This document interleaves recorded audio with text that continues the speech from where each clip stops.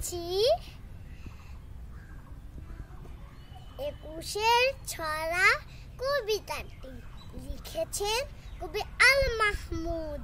ফেব্রুয়ারির 21 তারিখ। দুপুর বেলা রক্ত বৃষ্টি নামে। বৃষ্টি কোথায়?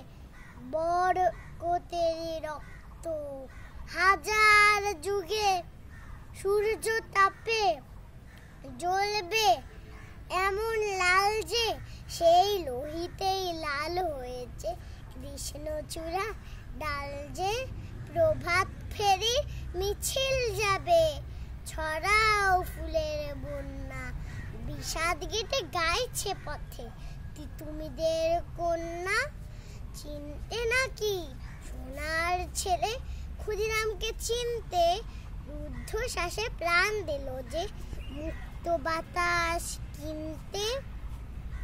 পাহাড় তলির মরণ চূড়ায় ছপ দিল যে অগ্নি। ফেব্রুয়ারির শোকের বসন পড়ল তার ওই ভগ্নি। প্রভাত ফেরি, প্রভাত ফেরি, আমায় নেবে সঙ্গে?